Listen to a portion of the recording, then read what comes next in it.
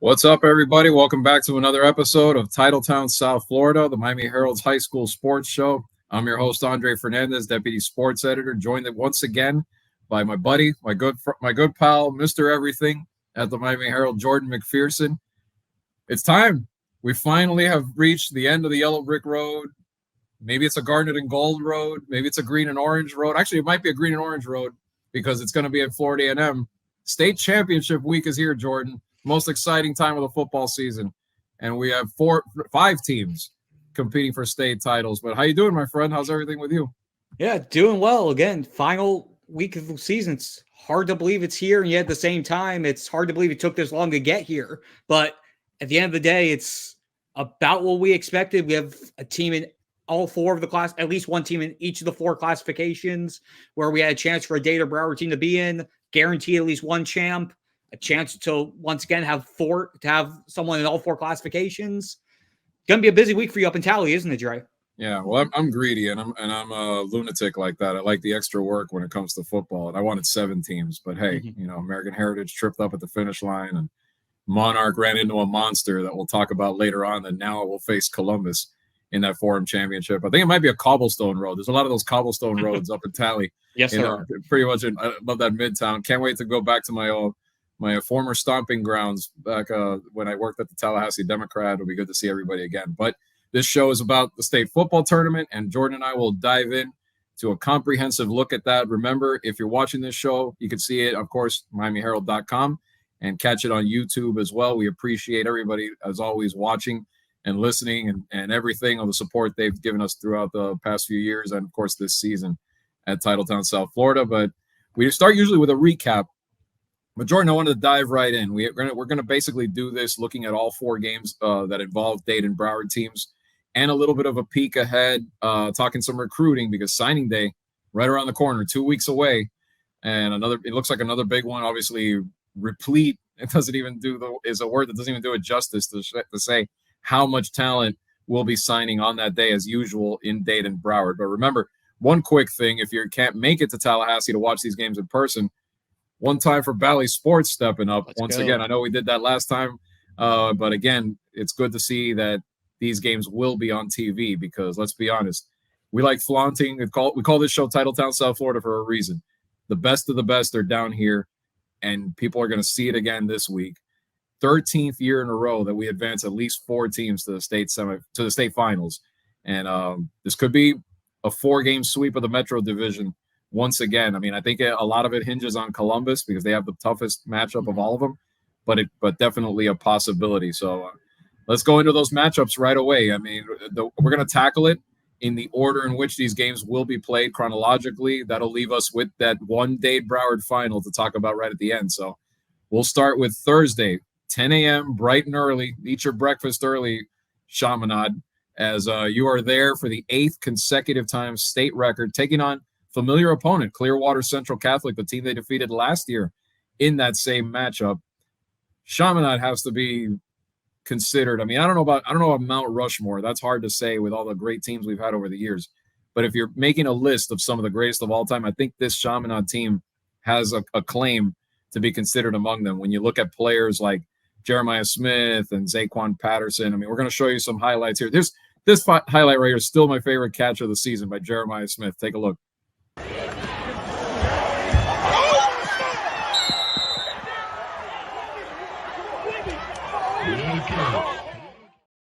And that's just a taste of what this kid can do. I mean, I think, Ohio State, it's an interesting battle coming up, though, because UM still thinks they have a shot at this, and they're pushing hard, trying to flip them. We know UM already has a few of the Chaminade's top recruits. If they land Jeremiah, I mean, this kid, I mean, we've seen Keon Coleman, speaking of great receivers that are NFL bound and probably going to be starters. Jeremiah Smith could be one of those legendary players down the road. Yeah, no doubt about it. And wasn't he the one who had the big one-handed catch at state last year as well? Or am I confusing him with someone else? The Odell Beckham style, exactly, reaching back. Yep. Yeah, I wouldn't be surprised. That clip made me think just of that just a year ago. And again, just this Chaminade group, it's not just what they have in terms of the talent this year. It's just the consistency of having that top tier talent year after year. Again, like you said, 8 consecutive appearances in the state final, state record between, again, Jeremiah Smith, Zaquan Patterson, JoJo Trader, and Cedric Bailey, Davion Goss at running back, who's slated to go to UNC.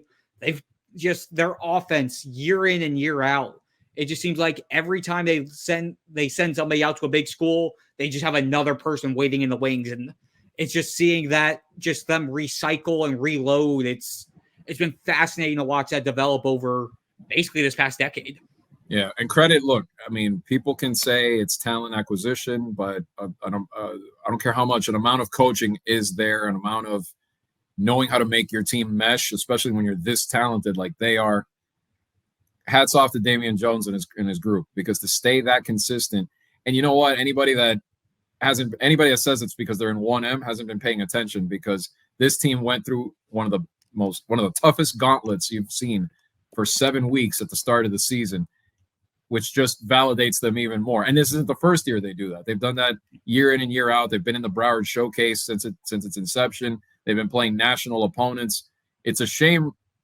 It doesn't look like the Geico series is gone, by the way. So I don't know if there's going to be a Chaminade Bishop Gorman rematch, which is a damn shame, because we could have had a national championship caliber game between these two with the amount of talent. But you talked about offense, and rightfully so. But again, I still say it's amazing to me, this defense, with what they've done this year, doesn't get mentioned enough. Here's one of the architects of that defense that you mentioned before, Zaquan Patterson. And I still think this is the highlight of the year.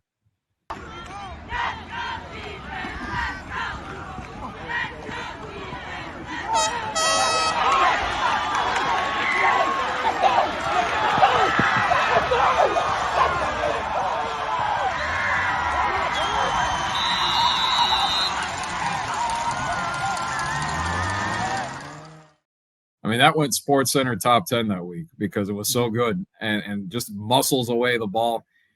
They had 57 sacks as a team, and they forced 35 turnovers as a team, that defense. And they had an interception, at least one interception every game. They were on a pick 6 streak early on. Zaquan, one of the architects of that. And he's great at blocking kicks and special teams. They're the only team, I'll say it again, that can beat you every which way out of all the teams that are left. Yeah, no doubt about it. And again, you mentioned the tough schedule they had at the start of the year. Again, St. Francis Academy, Maryland, 35-14 at the beginning of the year. Bergen Catholic, 61-21. Miami Central, who, again, was obviously Norland's the representative Class 2M, but Central coming in 4 consecutive state titles, 31-28 win there. And then once they had to get into the 1M slate, again, 64-0, 70-0, 57-0, just the results that you would expect in the 1M portion of it. But just what they were able to do the first half of the season against all of the big dogs in the state and the couple games nationally, just to show how they were able to assert their dominance. They only had, I think 2 games that were decided by 1 score, the Central game and the Coconut Creek game. Everything else was either a blowout or at the verge of being a blowout. And it's just unbelievable. 13 games in the season, outscored opponents 631 to 137 over their 13 games this season. And only that touchdown by Carroll last week, the only points they've given up in over a month since that initial 7-game slate we were talking about. JoJo Trader, another stud. getting a great one there. We've seen him the last few years when he started at Central and then there at Chaminade. But again, I gotta sing his praises. Cedric Bailey has really been the conductor to this whole thing, and his recruiting status. He's still committed to NC State, but there's rumors going around. Could he switch right before? So a lot to look at there in the next 2 weeks. But here's just one small example of Cedric Bailey's accuracy this season right here.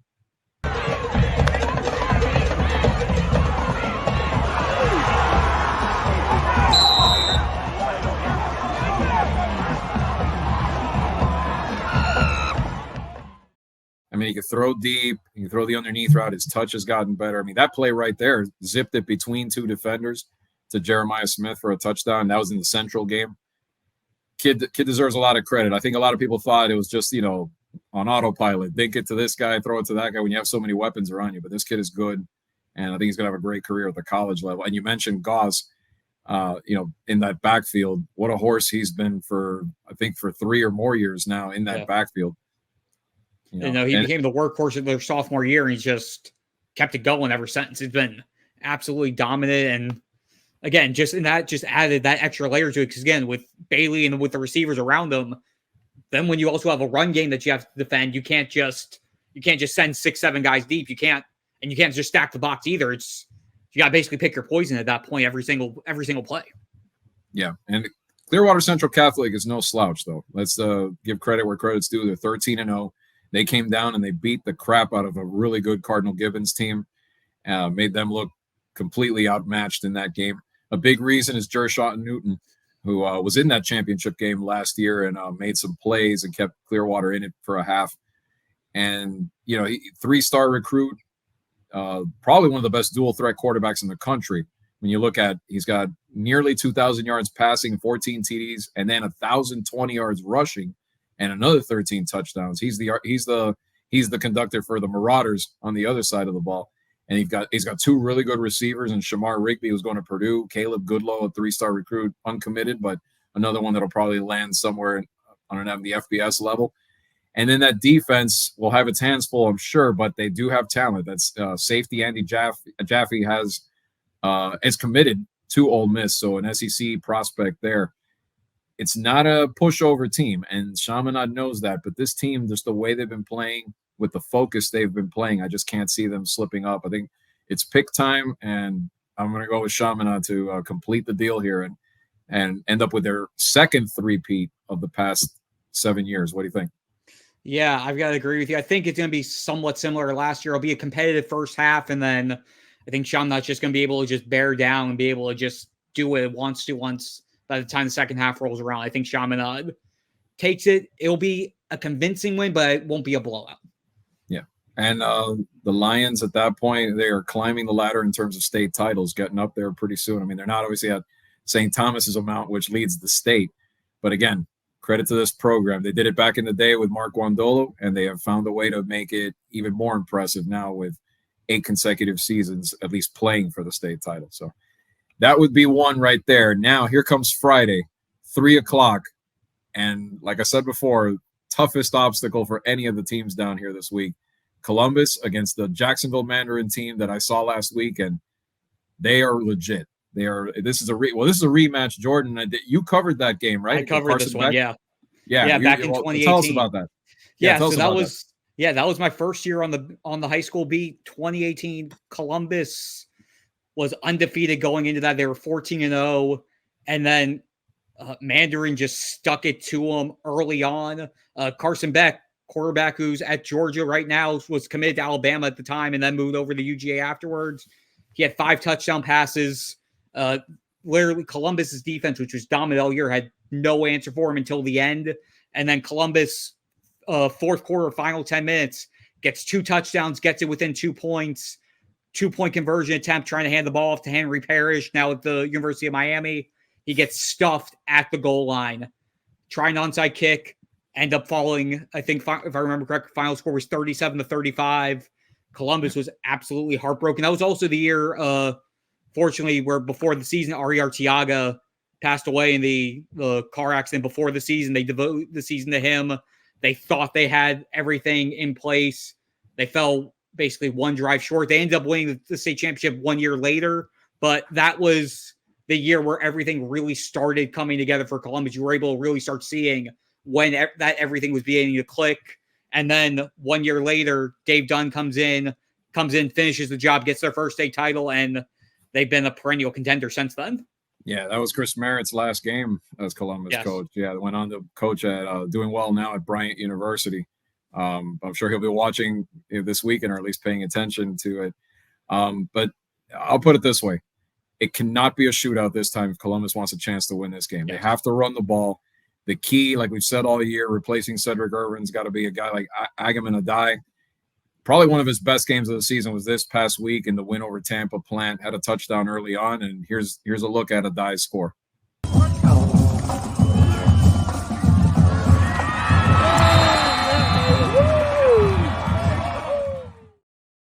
And, of course, complement that with Alberto Mendoza, the quarterback of Columbus, who's back and healthy. And recently opened his recruiting up again, Jordan. He was committed to James Madison, but he got an offer from FAU the other day, wide open for him. So another another recruit to watch in the next couple weeks heading up to signing day. Here's a touchdown pass in the first half of that game.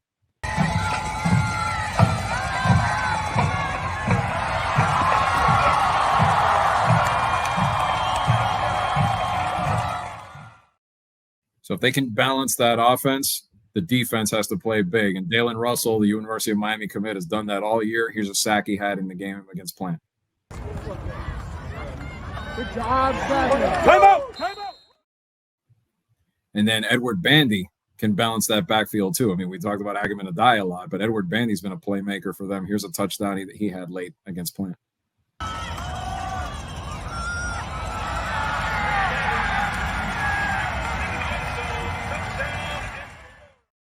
Thank our buddy David Wilson for those highlights. He covered that game the other day. A lot of top recruits in this game, too, for Columbus. Dylan Stevenson going to Stanford. Willis McGahee, the fourth, has been a monster for that Columbus defense going to Nebraska. But Mandarin, boy, I'm telling you, they annihilated Monarch in that second half, wore them down. They were down. Monarch was up early in the third quarter, and then they ended up scoring 35 in a row. They basically running clocked them in the second half, 35-0. And it starts on offense with an FSU commit named Tramel Jones, who's thrown for 2,940 yardage this year, 31 touchdowns, only 7 picks. Two of the kids that blew me away, though, Alabama commit, Jamie French. This guy, a wide receiver, legit. 1,139 yards, 12 touchdown catches, blazing speed. He got one pass over the middle and just took off. No one could catch him from Monarch. And we usually don't talk. We should talk probably a little more about linemen sometimes on this show. Derek Plaz, University of Miami commit, 6'5", 289, can line up at tackle, line up at guard, was an absolute beast in this game. And this is a big reason why this balanced offensive Mandarin works. Here's a clip of Plaz's blocking.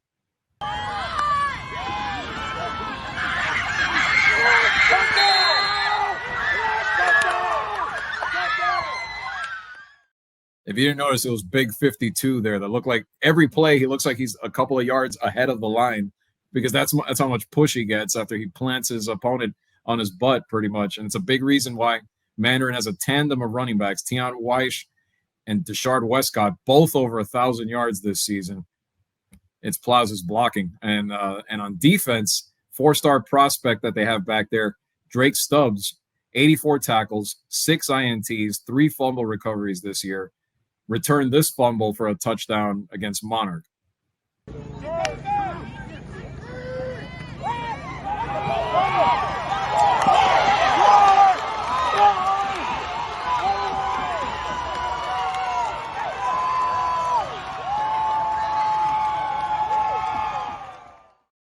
And to wrap up their whole entourage of top recruits, they have a couple cornerbacks, John Mitchell, Antoine Belgrave Shorter, both Penn State commits in that secondary, which did a great job against the high-powered Monarch offense. So looking at all that, Jordan, you could see why I'm a little worried for Columbus.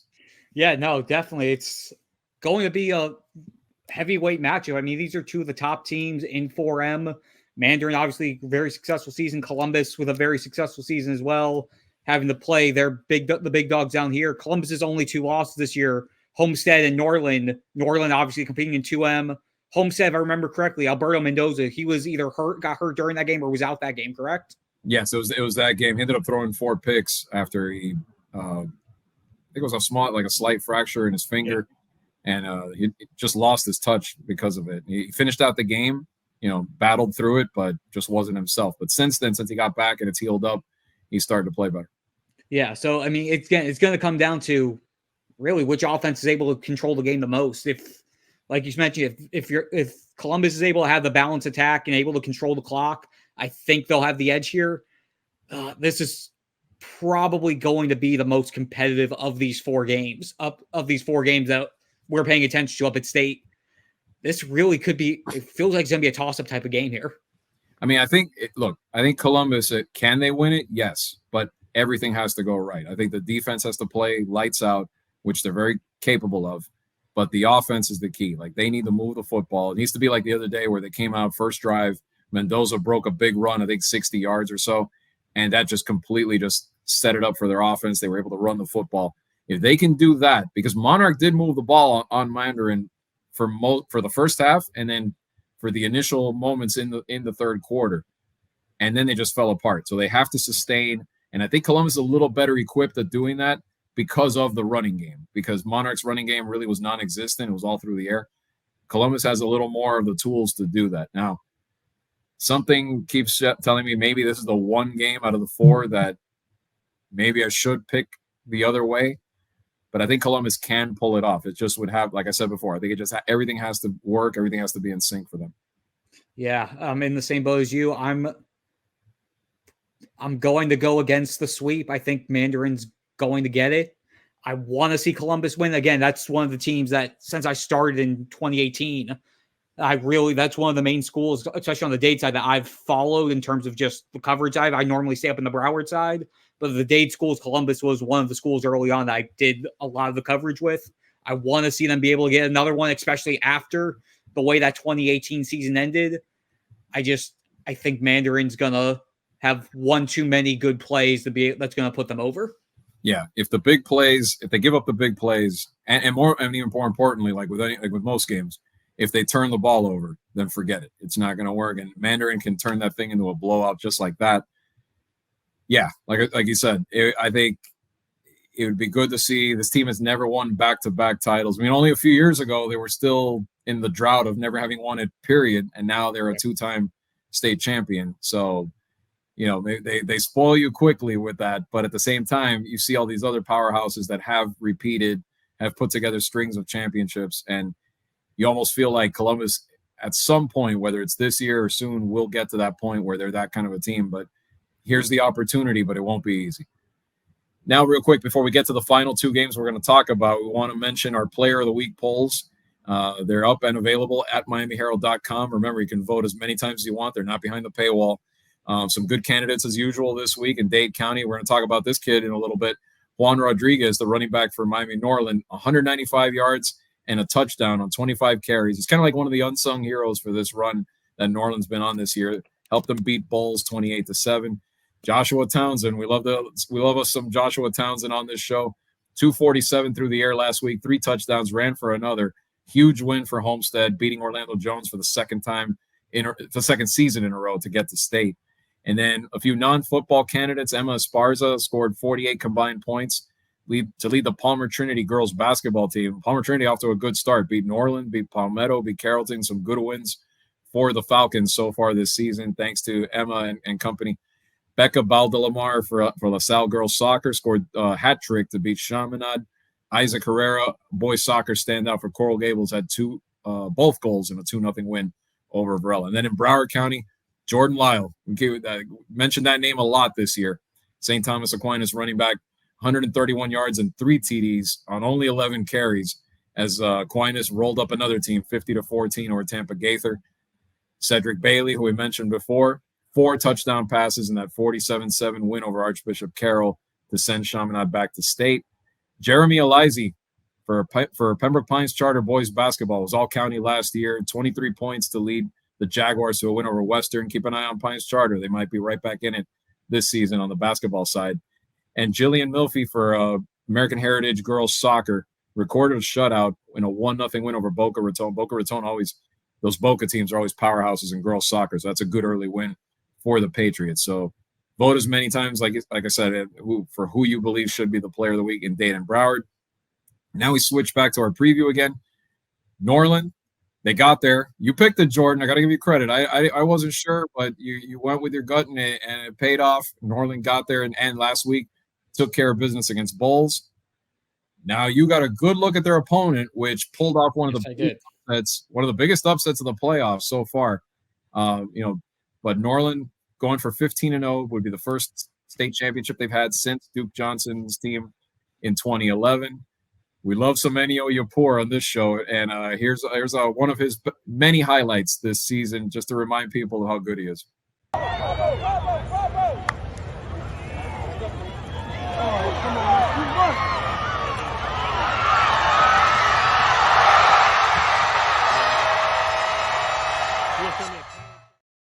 But like we said before, Juan Rodriguez, that running back, I like that kid a lot. Here's a clip from his touchdown that sparked the comeback against Central earlier in the season.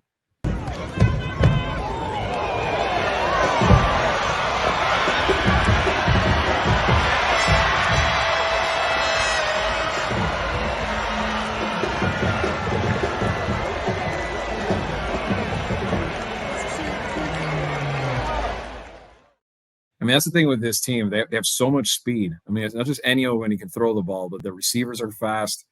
You saw what Rodriguez can do out of the backfield. And then their defense, just, again, another defense that maybe doesn't get talked about enough. When you look at Jamari Howard, FSU commit, Dimitri Nicholas up front, their defensive front by itself is incredible. The Lumen twins, Jeremiah Marcelin, a Pitt commit, Nicholas going to Auburn, like we said before. I mean, but you saw Berkeley Prep. I mean, Dallas Golden, the star for them, 1284 on the ground, 18 touchdowns this season, can also catch passes out of the backfield, much more than just him. But first of all, how did they pull it? Tell us a little bit of how they pulled it off. I know they shut down a very explosive Heritage team, held them into the teens in points, which hardly anyone was able to do that. I don't know if anyone did that this season before that. Yeah, no, it was truly a stunner. I mean, the main drive was really their Berkeley Prep's first drive in the third quarter. Heritage led 14-10 at halftime. The defense actually pitched a shutout. All of Berkeley Prep's points in the first half were it was 14-9 at half. It was a safety and a pick six that Berkeley Prep got its points in the first half. And then American Heritage punched its first drive of the third quarter, and Berkeley Prep just marched down the field 16 plays over, it was about 9.5 minutes. It spanned from about 7 minutes left in the third quarter to the first couple minutes of the fourth quarter. And it wasn't really big plays. It was a 4-yard run here, a 3-yard run there, a 4th and 1 conversion. They had 3 fourth down conversions on that drive before Golden burst out for a 25-yard touchdown to cap it. But really, this Berkeley Prep team, their offense, it's a two-headed rushing attack. They really have no passing game. It's Dallas Golden and their other guy is Joseph Troop. The two of them combined for 2,600 rushing yards and 34 touchdowns. They were basically just alternating back and forth between the two of them. Dallas Golden getting a lot of direct snaps, wildcat type formation. So again, their quarterback situation is almost non-existent. And it's just a matter of whether Golden keeps the ball or he hands it off to Troop, or they do some jump passes, some fake passes, what have you. And then their defense as well. You have a couple of their guys who are two-way studs. You got that group there, but Golden and Troop, if you can contain their running game, Berkeley Prep has nothing on the offensive side. That's going to be Norland's biggest task. Keep number 3 and number 34 as limited as possible. They're going to get their share of plays. There's no doubt about that. I mean, both of them are averaging 100 yards a game. But if you can limit the big plays and limit them from holding on to the ball and having these long drives, Norland's going to be able to have a really good chance here. Yeah, it sounds like mistakes kind of gave this away a little bit for Heritage. And, they're not that Berkeley's not a one-man show, but it sounds like they're they're one-dimensional from what you're saying on offense. So that feeds right into this Norland's defensive. If they stop the run, if they can stop the run, which they have most of the season. I mean, they even against Central, they didn't let Jaden Ford and those guys really, really crush them too much. Like, they had moments, but they weren't just pounding them the whole game. So if that defense can do what it's been doing the entire season, they should be fine, and they'll find offense there. I think I'm going to go with Norland. I think this has been an amazing story this season. We're happy to see that Daryl Heidelberg can enjoy this run. He's really, he's a story too, because he's been there a long time at Norland, and he enjoyed that first championship obviously with Duke, but they hit some lean years where if you would have looked in the crystal ball and said a few years from now you're going to have this happen, he probably would have laughed and not believed it. I mean, it got really bad at the time, but the school, the administration, to their credit, stuck with him. Something they tend to do over there. You look at basketball with Lawton Williams and Carla Harris over there, a lot of longtime coaches that they trust, and they have their up years, they have their down years, but it's what they're doing on and off the field. They stick to it. So it's good to see. I think Norland completes this story is the point I'm getting to. I think they go 15-0. Yeah, I completely echo you there. Norland, the season's just been absolutely incredible. Again, to beat Central not once but twice. And for those two games to be basically the only games that have been close, and obviously they had the Booker T game as well the week before, the first Central matchup. But every other game, it's basically been Norland wire to wire in their throughout this season. It's going to be incredible to see them be able to finish this off this week. Yeah, and that one, I think I missed saying Saturday, 10 a.m. For everybody. We've been telling everybody when it is. If you haven't heard, 10 a.m. Saturday morning. So another early breakfast day, another early wake up call for South Florida fans to either watch it on TV or to be there at Bragg Stadium to watch that one, see if Norland can finish the deal. Now, last but not least, here it is, 3M championship, running it back on both sides. Homestead, St. Thomas Aquinas. We saw the first meeting last year. Homestead was the underdog, of course, because against a monster like St. Thomas, usually you are. But they hung tough. They were in that game. Halftime, it didn't look that much of a disparity. And a lot of the same kids that were there for Homestead last year are back in this one. Namely, one kid that I think is going to be a big X factor in this game is Isaac Brown, the running back commit to Louisville. He's such a weapon both in the backfield and on special teams. I mean, this kid returns kicks. He's done it multiple times this year. He would probably have like 8 kickoff returns for touchdowns if maybe 3 or 4 of them weren't called back on illegal blocks, because he tends to have bad luck on those. But I mean, it's him. Let's take a look at him and his power running before we get to the rest of Homestead stars.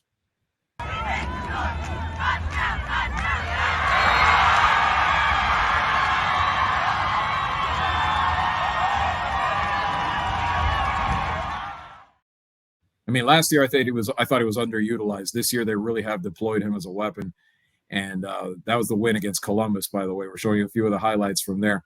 Of course, you've got Joshua Townsend, who's meant so much to that program the last few years. He's gotten even better. Here's a touchdown pass to Cortez Mills, who has become a tremendous weapon. Big time recruit there as well.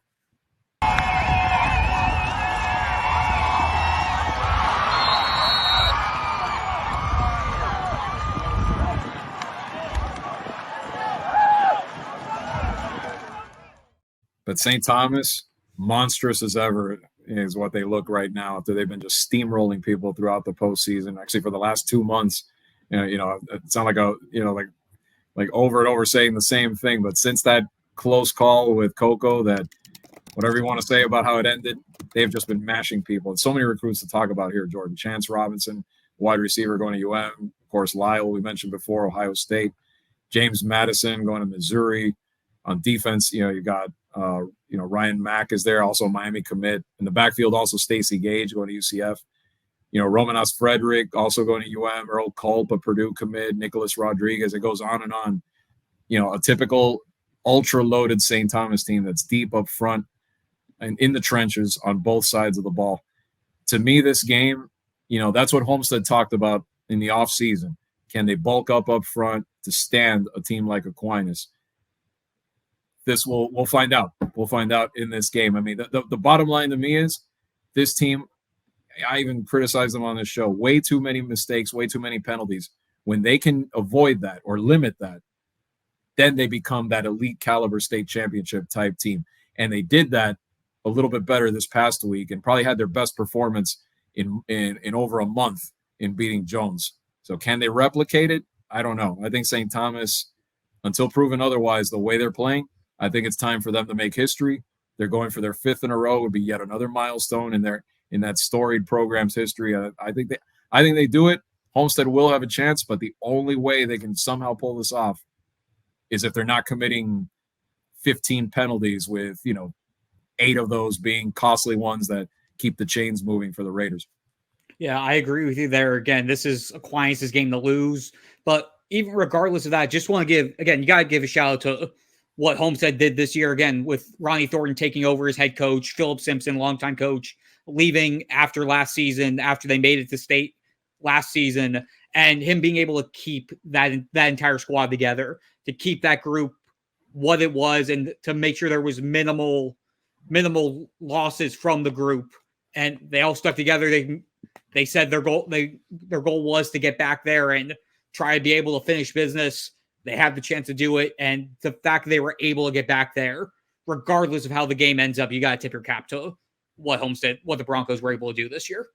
Yeah, they'd be a tremendous story if they could pull it off. I really would do, because you want to talk about another program that hit hard times for a while down there. It was Homestead, and for them to have a resurgence, it goes back, of course, to Philip Simpson and the job him and his staff did to literally just bring that program back to life down there and make them good again. And then, like you said, Coach Thornton was a part of that building process for a number of years, and now as the head man, able to keep it going one more season. You hope, again, I think we said the same thing last year, even if it is the negative outcome in the final, you hope this isn't the end for the Broncos. You hope they can sustain this and continue to be a contender in years to come. But, it's hard year to year to predict how it goes with all the transfers and everything like that. But outstanding job by the Broncos and St. Thomas too. I mean, we should echo a lot of the things that we said about Chaminade. I mean, they're still, to quote their slogan, they've made themselves the standard for a number of years, and they don't seem to be going anywhere. I mean, this is 5 in a row if they pull it off, and there's no reason to think it can't be 6, 7, 8. It's kind of like not one, not two, not three. Yeah, they can actually back up the not 6, not 7. It's not an exaggeration for St. Thomas. Yeah, no doubt. I mean, it's, again, every time when the season starts and we're looking through and we're making our predictions, I feel like that's always the easiest one for me to pencil in at the beginning of the year, going, okay, Aquinas over, insert team here. I feel like every year that I've done this, and this is going on year 6 now, or 5 or 6 for me, it's just that's always the one I feel like I pencil in right at the start of the season before even looking at everything, just because we know what to expect with St. Thomas Aquinas, just like we know what to expect with Chaminade Madonna. And it's incredible to see how they're able to do it. And again, Roger Harriet has been able to keep the consistency there and make sure that the guys, that team doesn't get complacent just because of, and not rest on their laurels of their past. He makes sure to find ways to keep them hungry and keep them motivated as each year goes on, as each consecutive state title, as that number increases. Complacency can easily creep in, and they find ways to do what they need to do to make sure that they're on the top of their game when it matters the most. Yeah, no doubt about it. And that one, 3 o'clock. Again, here I go messing up again. I'm forgetting to tell people the time. 3 o'clock Saturday. It's a back-to-back. The only day that there's a doubleheader involving South Florida teams this week in Tallahassee is Saturday. So get there early and, get a comfy seat at Bragg Stadium, because you'll be able to see both games if you're there, or comfy seat on your couch again if you're watching it on Valley Sports. Jordan, a few other games not involving South Florida. Any game you saw the schedule? Any game that maybe pops out at you? I mean, I'll say the Cocoa game, because I saw them against St. Thomas, and that team was impressive. And a familiar face to South Florida, Ryan Schneider, who was an assistant both at U School with Roger Harriet and St. Thomas Aquinas, former UCF quarterback in charge there at Cocoa High. The Tigers are a monster team this year. They're in that suburban matchup, taking on Bradford from Stark, Florida, a team that played True North and beat True North earlier this year. But I think Cocoa's going to win that. So that's the one non-Florida game I'm kind of looking forward to. How about you? I mean, for me, I've got to go with Forest, Lakeland versus Venice. Just those are always two teams that we always saw back when it was the 7 and 8 classification. It always seemed like it was one of them against St. Thomas at some point. You saw them through, just with St. Thomas Aquinas having to face them, whether it was in the state semis or in the championship game. Both teams are always powerhouses. So to see the two of them going up against each other for the state title in 4S, that's going to be a fun one to watch. Yeah, and another team that for years suffered behind losing to a lot of Dade teams over the years was Daytona Beach Mainland. They're back in the final. This realignment helped them big time to get away from South Florida. So maybe we'll find out if they, finally get over their jinx and maybe get a state championship. But ought to be a fun week in Tallahassee. Jordan and I will bring it all to you, all the highlights, and recap it all for you next week. And we'll dive in even more to National Signing Day and look more at some of the top recruits. Some interesting storylines already developing. We mentioned a few earlier in this program. Miami Edison has a few undecided kids, a few top-notch kids that are undecided so far. So just one of the programs that we'll dive in and look at next week and see what will be the most compelling storylines on signing day. But for Jordan McPherson, I'm Andre Fernandez. We will be back next week with another episode of Titletown South Florida. And as always, we thank you all for watching, and we'll see you next week.